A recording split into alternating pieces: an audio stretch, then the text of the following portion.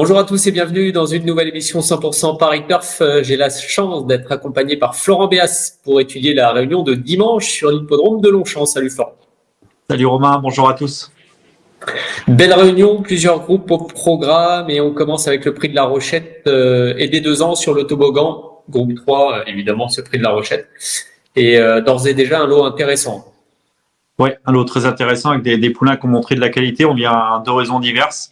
J'ai fait confiance au poulain de Christopher Reducto qui a notamment prouvé son aptitude au terrain assoupli, car le terrain, on peut le préciser, d'ores et déjà est annoncé souple ce dimanche à Longchamp. Il a plu abondamment en milieu de semaine. Là, on annonce moins d'eau en fin de semaine, si bien que le terrain devrait quelque peu se raffermir, mais il devrait au moins être souple ce dimanche. Et je fais confiance à ce Hucto, donc qui avait gagné assez plaisamment ses 2 premières courses.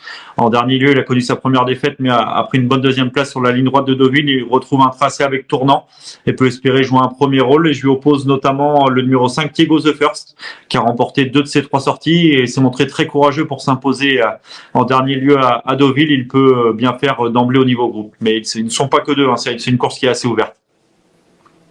On continue dans la lignée des groupes 3 avec le prix du Prince d'Orange. Et là, l'écurie Watnan Racing qui est quasiment omniprésente, avec notamment Map of Stars qui vient de changer de Kazakh, qui est resté chez Francis-Henri Graffard. Est-ce que c'est ton favori? Oui, c'est mon favori. Lui a fait impression à 2 reprises. Il avait gagné assez sûrement pour ses débuts à 2 ans. Il a ensuite connu une interruption de carrière de plusieurs mois. Et pour sa rentrée à Compiègne, il a laissé une très belle impression.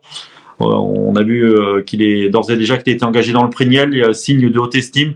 Il débute sous sa nouvelle Kazakh qui va tenter de tripler la mise. Mais attention, il ne court pas seul. L'opposition n'est pas à prendre à la légère, avec notamment un autre poulain invaincu, celui de l'écurie Godolphin, Ombudsman, qui a fait impression après ses 2 victoires outre-Manche sur l'hippodrome de Deauville. C'était une listed, le prix Nureyev, mais ce jour-là, associé à Ryan Moore, il s'est joué de l'opposition. Il peut, pourquoi pas, lui aussi espérer conserver son invincibilité. En tout cas, 2 poulains promis un très bel avenir. Une course qui sera à suivre avec intérêt. Donc si on répète, peut-être pour nos amis parieurs, c'est numéro 6 et 3. D'accord. Un mot peut-être, Florent, sur Fast Tracker qui avait lui aussi changé de Kazakh, couru le Jockey Club et qui revient en piste. Il effectue sa rentrée, faut pas lui en tenir rigueur de sa tentative dans le Jockey Club. C'était montré très tendu déjà avant la course et durant le parcours, il a rapidement occupé les avant-postes, mais en se montrant brillant, il n'a pas respiré et logiquement, il a plafonné pour finir. Faut certainement pas lui en tenir rigueur. Là, il effectue sa rentrée face à des concurrents qui ont couru plus récemment, donc c'est jamais simple, mais faut surtout pas le condamner trop rapidement car il a montré d'évidents moyens auparavant. La troisième, c'est la Coupe de Maison Lafitte sur l'hippodrome de Paris-Longchamp. 2000 mètres au programme. On reste dans la catégorie des groupes 3 et on retrouve en piste un cheval qu'on aime bien depuis longtemps, c'est Ayazark. Oui, Ayazark, un concurrent qui est âgé de 5 ans, qui a remporté son groupe 1 au printemps, le prix Gannet.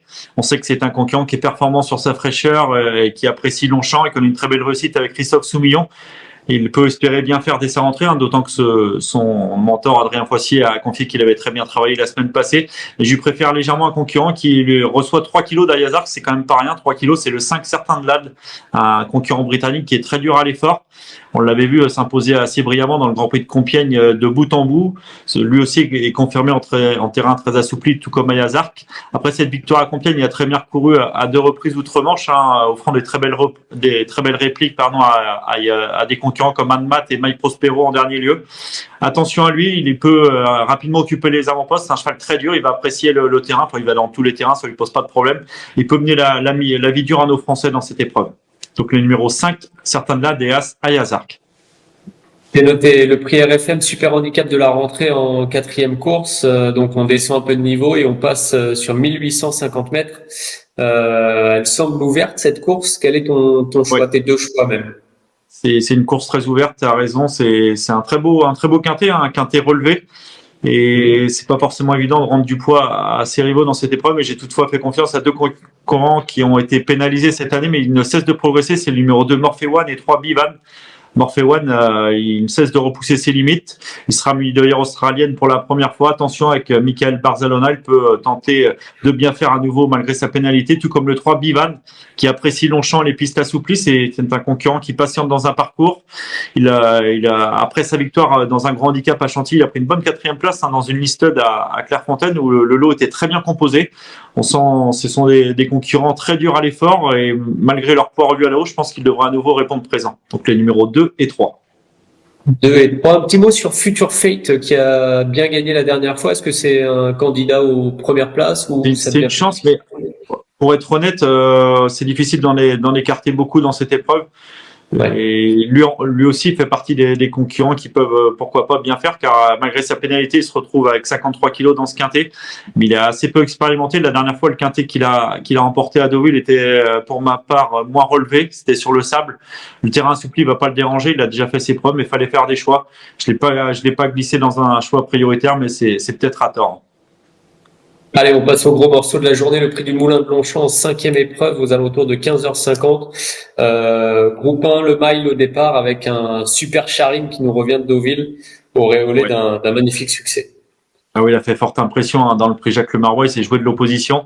Auparavant, il avait déjà fait impression dans les Queenette Stakes à Ascot. Avant le coup, il faudra certainement être dur pour le devancer. Il n'a pas grand-chose contre lui. On sent un concurrent qui était déjà doué la saison passée, mais qui a franchi un cap cette année. Il va dans tous les terrains. Le terrain assoupli ne le dérange pas. Je pense qu'il faudra être fort pour le devancer. Et je lui oppose un concurrent âgé de 3 ans, donc qui reçoit 2 kilos. C'est le concurrent Godolphin, Notable Speech, qui a fait impression à les doubles lauréats de groupe 1, lui aussi cette année, dans les Guinées à Newmarket en dernier lieu. Il a prouvé qu'il pouvait rivaliser face à ses aînés, remportant les Sussex Stakes. Donc attention à ce Notable Speech, mais Charim m'a vraiment beaucoup plu à Deauville.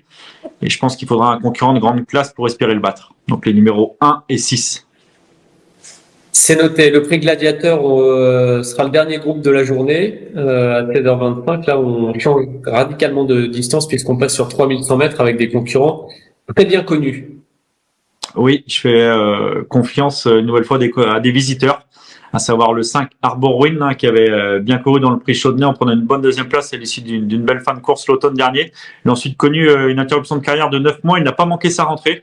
Donc un concurrent qui possède beaucoup de fraîcheur. Il a déjà prouvé son aptitude à Longchamp et s'annonce redoutable selon moi. Je lui oppose notre visiteuse, à savoir le 10 River of Stars, qui a également prouvé son aptitude à Longchamp l'été dernier. Elle se classait 2e du prix Maurice Deniol. Elle est très régulière. Elle fait toutes ses courses. On fait appel à Maxime Guyon. Elle reçoit du poids en tant que femelle dans ce groupe 3 de ses rivaux. Elle peut également très bien faire. Donc les numéros 5 et 10. Seven's Night, là, c'est également une très bonne chance. Lui qui a remporté 2 groupes similaires au cours du printemps, mais il porte 59 kilos, ce qui n'est pas forcément évident. Je l'envisage davantage pour une place. Une place, le prix de Bolivar. Alors là, on va commencer à finir la réunion gentiment avec des courses un peu moins importantes au niveau des catégories. On passe sur le mile ici pour cette épreuve réservée à des chevaux de 4 ans et au-dessus. Ouais, un handicap fourni, mais faut respecter ces chevaux de handicap qui font la recette, mais c'est pas forcément simple à déchiffrer. J'ai fait confiance au numéro 10, Talitou Parley, qui reste sur une série de bonnes performances. Elle est confirmée en terrain assoupli. Elle a bien fini à la 4e place en dernier lieu à Deauville, tout en échouant d'assez peu pour un meilleur classement. On fait appel à Maxime Guyon. Elle a hérité d'un petit numéro de corde, le 4. C'est une lauréate potentielle, mais il y en a d'autres. Et je lui oppose notamment le numéro 6, Balakovna, une concurrente qui a assez peu de métier, mais qui est en constant progrès. Malgré sa pénalité, elle a très bien couru en dernier lieu à Clairefontaine, où elle s'est pas forcément retrouvée dans la meilleure portion de terrain pour finir, mais elle a pris une bonne 5e place. Attention, elle a été supplémentée par son entourage et peut également bien faire. Donc les numéros 10 et 5. Et de la place d'Étienne d'Orve pour la 8e et avant-dernière épreuve avec des chevaux qui tournent un peu autour du pot. Je pense à Hungry Heart, ça va aussi un peu plus loin dans le tableau de concertation. Est-ce que c'est des chevaux qui t'ont intéressé? Oui, tout à fait. A priori, ça semble être 2 très bonnes chances. C'est mes 2 préférés. Hungry Heart qui avait remporté son handicap sur cette piste de Longchamp l'avant-dernière fois en laissant une bonne impression. Depuis, il a très bien couru dans un quintet disputé sur la PSF de Deauville. Le changement de surface ne va pas le déranger. Il semble plutôt bien placé au poids avec la décharge de Glenn Murray et fait figure de bon point d'appui. Et concertation, on peut juste surprocher une chose, c'est de jamais gagner. Elle n'a jamais franchi le poteau en tête. Elle est toujours médiane, mais elle reste sur 3 tentatives de choix dans les quintets en valeur 37. Là, c'est une course à condition ouverte aux concurrents Ian valeur égale ou inférieure à 37, donc un très bon engagement. Elle mériterait d'ouvrir son palmarès en vue d'une future carrière de poulinière. Et je préfère légèrement une Greyhound, car la dernière fois, c'était une bonne deuxième place dans un quintet. Donc les numéros As et 4. As et 4, et on termine avec le prix de Miroménil. 18h10 pour le départ de ce dernier handicap de catégorie. Je te laisse la main pour tes deux favoris. Ouais, un nouveau handicap fourni, hein, pas simple une nouvelle fois, mais j'aime bien le numéro 4 Faster. Il est de mieux en mieux traité sur l'échelle des valeurs. Les deux dernières fois, il a remontré le bout de son nez, il s'entend bien avec Haute du Porté, il a déjà bien fait à Longchamp. Il va dans tous les terrains, il ne devrait plus tarder renouer avec la victoire. Et je lui oppose le numéro 17 Alpenguest, hein, qui reste sur une série de bonnes performances, et avant le coup, rien ne s'oppose à ce qu'il joue à nouveau. Un bon rôle, donc les numéros 4 et 17. Super, merci Florent pour toutes ces, on l'espère, bonnes indications pour la réunion de dimanche, celle du Moulin de Longchamp. On te garde encore une seconde pour que tu nous donnes ton coup sûr, ton coup de cœur, pas un coup de folie. On veut vraiment un gagnant.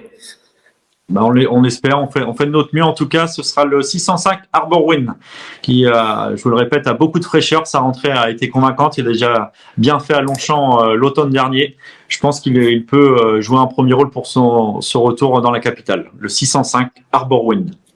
Sur la longue distance du prix Gladiateur, 3100 mètres. Merci Florent, merci à Laurent Pouchoulou qui nous a aidé à préparer et à vous proposer cette émission. On se retrouve très bientôt dans une nouvelle émission 100% Paris Turf. Je devrais même dire dans 2 émissions 100% Paris Turf, puisqu'on aura la semaine prochaine un programme de galop entre samedi, la journée des critériums sur l'hippodrome de Vincennes, et dimanche, les Arts Trials sur l'hippodrome de Paris-Longchamp. On en salive à l'avance. Salut à tous.